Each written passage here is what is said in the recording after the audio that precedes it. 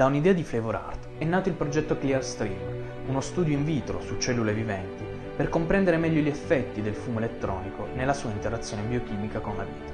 Per saperne di più ho intervistato il dottor Massimiliano Mancini, presidente di FlavorArt, il professor Anthony Miloz, tossicologo di fama internazionale, la dottoressa Elena Bocchietto, responsabile ABIC, e il dottor Giorgio Romagna, revisore del progetto ClearStream. Ma iniziamo con ordine. Dottor Mancini, com'è nato il progetto ClearStream? Ci siamo trovati negli ultimi 2 anni a riscontrare con una certa frequenza che i nostri aromi venivano e vengono acquistati e utilizzati in una tipologia nuova di applicazione che è stata definita di SVAP, ovvero di utilizzo in sigarette elettroniche. Gli aromi normalmente vengono mischiati a degli alimenti e vengono ingeriti, mentre in questo caso vengono mischiati a un liquido a base glicolico o a base glicerina e vengono inalati tramite questi inalatori elettronici o sigarette elettroniche. Quindi abbiamo deciso di anticipare quello che secondo noi verrà prima o poi richiesto dalle autorità per capire il grado di eventuale problematiche che questa tipologia di utilizzo può dare. Collabora con noi un tossicologo, collabora con noi un medico che è anche utilizzatore di sigarette elettroniche e ci siamo appoggiati a dei laboratori esterni specializzati in analisi di citotossicità in vitro. Il processo è iniziato facendo una revisione proattiva delle formulazioni e su indicazione dei tossicologi abbiamo rimosso determinate sostanze, in genere dei dichetoni, fra cui il più famoso è conosciuto come diacetile, in quanto sono molecole che hanno dimostrato di avere una determinata pericolosità se inalate in maniera ripetuta. The problem with diacetyl is that it's an irritant. It's not a carcinogen. It irritates the airways and it causes destruction of some of the finer bronchioles deep in the lungs. Humans are very susceptible to this. Lab animals are more susceptible to problems higher up in the respiratory tract. But it's a problem in all species. I got involved with FlavorArt when I started doing some calculations and found that, yes, it was plausible that someone who's using large amounts of a buttery type flavor would be exposing himself or herself to concentrations of diacetyl that are likely to produce serious consequences. FlavorArt, as the leading flavor provider, you might say, to the vape community, was responsive to this issue and started labeling compounds that cannot be produced in a satisfactory manner without using either diacetyl or one of the other compounds which are, for all practical purposes, equivalent. Abbiamo iniziato un programma di valutazione di tossicità a livello acuto in vitro tramite il laboratorio ABIC al fine di evidenziare eventuali problematiche che potrebbero proporsi in questa tipologia di utilizzo. Il test in vitro è un test che viene eseguito su colture cellulari di cellule o tessuti di origine di mammifero per valutare la tossicità in genere o anche la funzionalità di ingredienti oppure prodotti finiti che sono destinati ad essere utilizzati poi nell'uomo. È una procedura alternativa ai test sugli animali che come sapete la Comunità Europea sta mettendo al bando soprattutto per prodotti destinati non ad uso farmacologico ma ad uso cosmetico o topico, quindi si sta studiando per mettere a punto delle procedure alternative ai test negli animali che diano delle buone predizioni di tossicità nell'uomo. Abbiamo seguito in linea di massima una norma che è una norma UNI, la 10993 per i dispositivi medici, che consiglia un elenco di cellule standardizzate, tra cui appunto le 3T3. Sono cellule fibroblasti della cute e sono ampiamente rappresentate nel sottocutaneo sia della pelle che dei vari epiteli, tra cui tutte le mucose degli organi delle alte vie respiratorie, dove si trovano nella lamina propria del connettivo. Quindi sono una delle cellule bersaglio dei prodotti che andiamo a studiare. Come funziona la procedura ClearStream? Simula l'uso della sigaretta elettronica per cui la sigaretta elettronica viene accesa, viene aspirata mediante una pompa in un becker di vetro, il fumo aspirato attraverso la sigaretta per un numero di cicli stabilito viene poi condensato all'interno del terreno di coltura delle cellule e questo terreno viene poi utilizzato per fare il test sulle cellule. Questi fibroblasti vengono posti in coltura in un numero noto fino a 24-48 ore di esposizione con la sostanza da testare a diverse diluizioni e poi si va a vedere qual è la concentrazione che causa la mortalità del 50% delle cellule. Quindi si danno poi delle informazioni sulla mortalità cellulare alle diverse concentrazioni e in questo modo si possono comparare diversi tipi di aromi e vedere qual è la citotossicità di ognuno di questi aromi e quindi qual è più tollerato.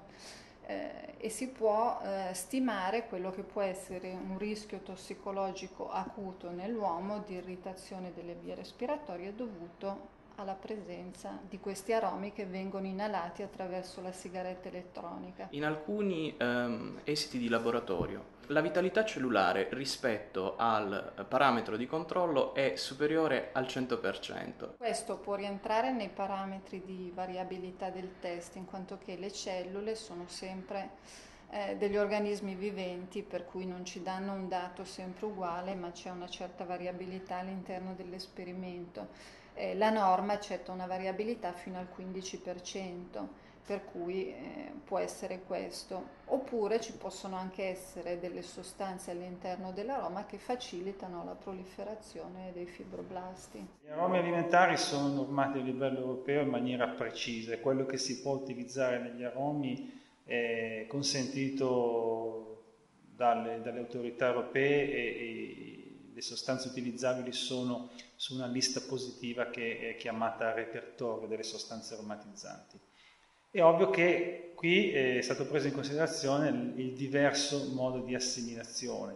Vale però anche menzionare il fatto che gli aromi alimentari sono addizionati ai tabacchi da sempre, vengono normalmente inalati e combusti, cosa che non avviene invece con le sigarette elettroniche perché la tecnologia è completamente diversa, non vi è una combustione ma vi è sostanzialmente la creazione di un aerosol. L'approccio che noi stiamo avendo in questo contesto è un approccio di carattere proattivo, non è una mera trovata pubblicitaria per avere un ritorno d'immagine, anche se poi questo lavoro probabilmente potrà anche darcene, ma è il voler cercare di anticipare i tempi e di affermare ulteriormente la serietà della nostra azienda nella tipologia di prodotti che facciamo e nell'offerta che facciamo. Quindi cercare di evitare di cavalcare l'onda del guadagno facile e immediato, ma cercare di porre le basi per un lavoro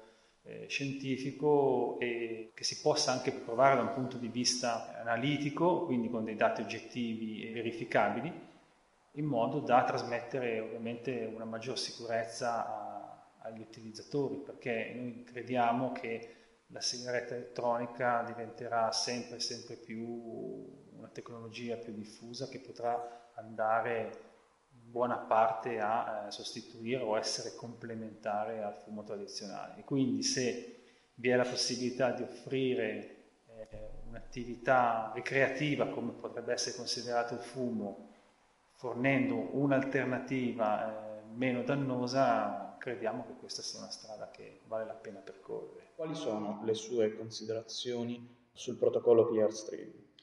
Il protocollo Clearstream è un approccio nuovo alla comprensione dei fenomeni di tossicità legati al fumo elettronico. La letteratura è piena di analisi gassi-cromatografiche che sono utili, ci danno delle informazioni sulla composizione chimica del vapore di sigaretta elettronica, però ci danno delle informazioni tossicologiche indirette, perché se noi troviamo nell'analisi una sostanza tossica, la possiamo ipotizzare un fenomeno tossico, ma non possiamo comprendere come questo prodotto interagisce con una struttura vivente. Il protocollo Clearstream ha questa innovazione, questa novità. andare a valutare il comportamento del fumo di sigaretta elettronica in un contesto biologico. Qual è la differenza tra tossicità acuta e tossicità cronica? Questo studio ci permette di comprendere soltanto quei fenomeni di tossicità immediati prodotti dalla sostanza sulle strutture cellulari, ma non ci permette di studiare gli effetti a lungo termine di un'esposizione prolungata e ripetuta nel tempo.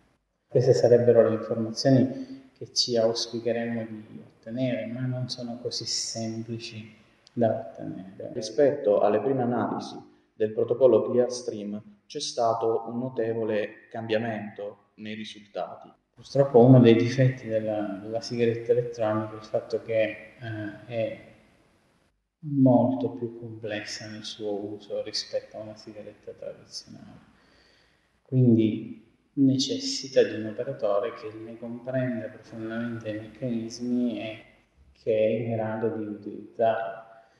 Tra l'altro l'operatore esperto è in grado anche di percepire se ci sono delle anomalie di funzionamento durante l'uso, mentre un macchinario che segue delle aspirazioni, non avendo organi di senso, non è in grado di riconoscere un'anomalia. In questa prima fase dello studio sono stati condotti dei test raccogliendo un campione da un dispositivo concepito per erogare un numero di aspirazioni molto piccolo con la cartuccia caricata, e il numero delle aspirazioni invece eseguite è stato superiore a quello previsto per quel dispositivo. Quindi verosimilmente il test ha prodotto un surriscaldamento dell'atomizzatore con verosimili fenomeni di trasformazione o di pirolisi sui residui presenti sulla resistenza e la produzione di sostanze potenzialmente irritanti o tossiche non previste.